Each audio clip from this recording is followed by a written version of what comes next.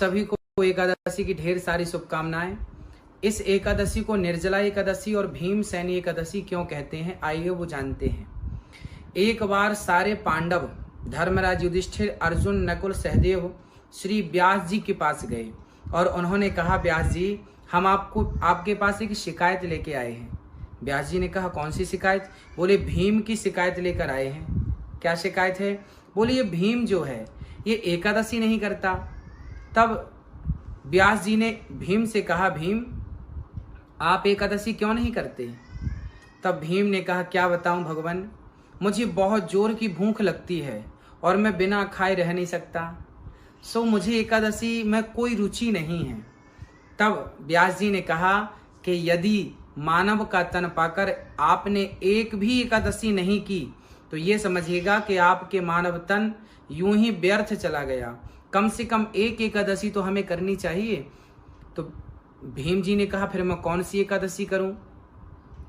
तब उन्होंने कहा कि ज्येष्ठ मास की यह एकादशी जो निर्जला एकादशी के नाम से जानी जाती है, इस एकादशी को यदि आप कर लेंगे तो आपको संपूर्ण सारी एकादशी करने का फल प्राप्त हो जाएगा। फिर आप साल में इस एक एकादशी को कर लिया करें, अन्य एकादशी करने की फिर आपको जरूरत नहीं पड़ेगी। भीम ने कहा, ठीक है, यदि ऐसी बात है तो मैं एकादशी करता हूं। उस दिन भीम सुबह से शाम तक भगवान के चिंतन में इतने मस्त हो गए कि उन्होंने कुछ नहीं खाया और प्रेम पूर्वक कृष्ण का चिंतन करते, नारायण का चिंतन करते करते भीम जी ने उस एकादशी को किया। इसलिए इस एकादशी को भीमसेनी एकादशी भी कहा जाता है, क्योंकि भीम जी ने इस एकादशी का प्रारंभ किया था। एकादशी हर महीने में 2 एकादशी होती हैं और हर एकादशी कल्याणकारी होती है। आप किसी भी एकादशी से अपना व्रत प्रारंभ कर सकते हैं और हर एकादशी में इतनी सामर्थ्यता है कि वो आपको मोक्ष दिला सकती है। मानव तन को प्राप्त करके व्रतों में सबसे श्रेष्ठ व्रत एकादशी का है। इसलिए हम सभी परिवार में सभी लोगों को, यदि कोई बुजुर्ग है तो उसको छोड़कर, बच्चे हैं उनको छोड़कर, यदि सामर्थ्यता है तो हम सभी को रोज हर महीने की हर एकादशी का पालन करना चाहिए। एकादशी के दिन सबसे पहले जल्दी उठ जाएं, स्नान करें, सूर्य भगवान को जल चढ़ाएं और प्रेम पूर्वक भगवान का चिंतन, लड्डू गोपाल जी को स्नान कराना, दूध से, दही से, घी से, शक्कर से, शहद से स्नान कराओ, पंचामृत से, बढ़िया उन्हें तुलसी का दल चढ़ाओ। एकादशी के दिन क्या करना है कि तुलसी तो पहले ही एकादशी के पहले, जैसे आज एकादशी है तो एक दिन पहले हमें तुलसी तोड़ लेनी चाहिए और तुलसी से एकादशी के दिन गोपाल जी का अभिषेक करना चाहिए। बढ़िया, कृष्णाय नमः, नारायणाय नमः, नारायणाय नमः, नारायणाय नमः। आप इस प्रकार से भगवान को पुष्पों की पंखुड़ी से भी अभिषेक कर सकते हैं। आप पंखुड़ियां तोड़ लें और नारायणाय नमः गोपाल जी को चढ़ाएं और प्रेम पूर्वक कीर्तन करें, श्रीमन नारायण नारायण का कीर्तन करें। पूरे घर के लोग कीर्तन करें, प्रेम से भाव से कीर्तन में झूमें और लोगों को भी कीर्तन कराएं और लोगों को भी कीर्तन करने की प्रेरणा दें। और इस प्रकार एकादशी पूर्ण होने पर द्वादशी के दिन अर्थात दूसरे दिन चावल जरूर खाएं। दूसरे दिन चावल खा के ही एकादशी का व्रत पूरा करना चाहिए। एकादशी के दिन चावल नहीं खाना चाहिए, पर द्वादशी के दिन चावल खा के ही व्रत को पूरा करना चाहिए, त्रयोदशी लगने के पूर्व। ये संपूर्ण एकादशी की महिमा आपको सुनाई गई। अधिक से अधिक कीर्तन, भगवान से सच्चा प्रेम ही सच्चा व्रत है। आप सभी को एकादशी की पुनः शुभकामनाएं। जय श्री कृष्णा, जय श्री राधे। श्यामली ठाकुर जी का प्रश्न है, एकादशी का व्रत शुरू करना है तो कैसे करें? एकादशी का व्रत किसी भी एकादशी से स्टार्ट कर सकते हैं। आने वाली जो भी एकादशी है, वैशाख मास की जो एकादशी आने वाली है, किसी भी एकादशी पर आप अपना किसी भी एकादशी प्रारंभ कर दीजिए। कोई ये निश्चित नहीं।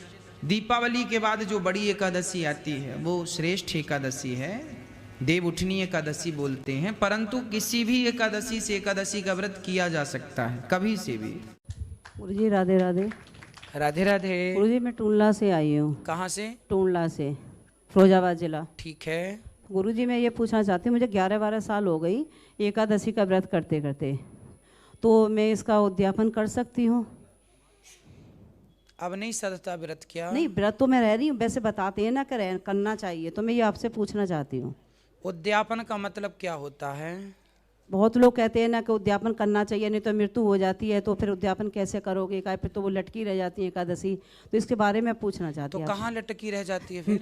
सब लोग बताते हैं गुरुजी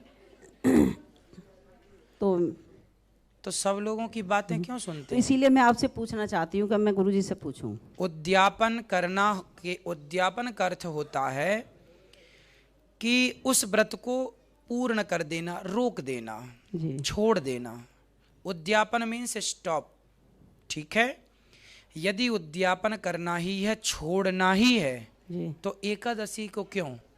झूठ का उद्यापन कर लो, जी कपट का उद्यापन कर लो, क्रोध का उद्यापन कर लो।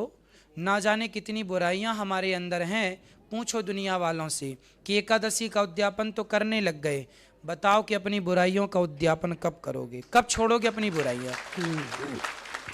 इसलिए अच्छे काम में लोग जरूर, अक्सर कोई मर जाए घर में तो चाय पीना नहीं छूटेगी, खाना पीना नहीं छूटेगा, पर व्रत उपवास पहले छोड़ दो। मतलब कितनी घटिया लोगों की सोच हो गई है। कोई मर जाता है ना घर में तो लोग खाना नहीं छोड़ते, निंदा चुगली बुराई नहीं छोड़ते, पर एकादशी के दिन कोई मर गया, अब एकादशी छोड़ दो।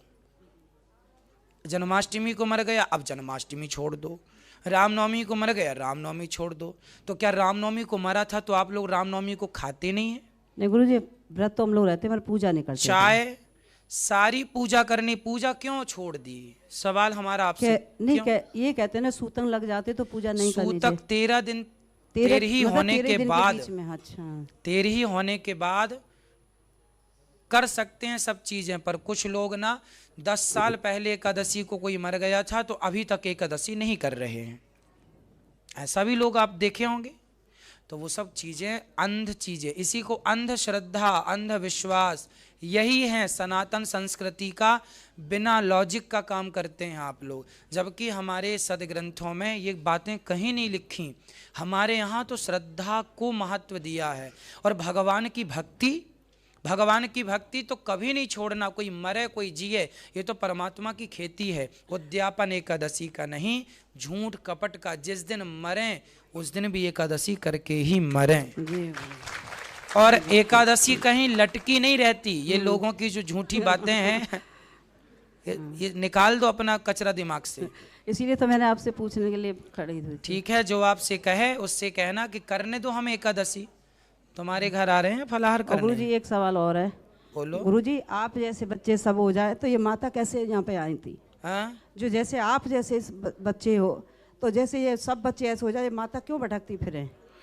सब बच्चे हो जाएं तो बहुत अच्छी है, अच्छी बात है। गुरुजी, आप पहले से ये संस्कार होते आपके, आप आते तो ये मतलब ये माता ऐसे नहीं भटकती। आज मैंने रोते हुए माँ को बहुत देखा, बहुत मैं भी उनके साथ में रोई गए। जी जी जी। मुझे बहुत दुख लगा। मेरे बच्चे कैसे हैं जो अपनी माँ को नहीं रख रहे हैं, तो ये कैसे ऐसे संसार चलेगा? देख लीजिए, अब संसार का ये हाल है।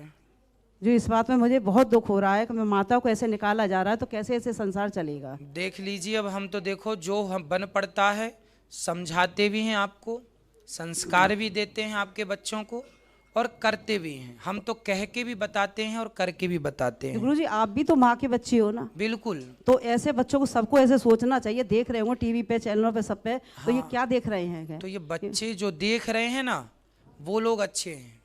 जो कथा सुन रहे हैं वो अपनी माँ को नहीं निकाल रहे हैं। जो कथा से दूर हैं, अभी कोसों दूर हैं, वही ऐसे उत्पात मचा रहे हैं।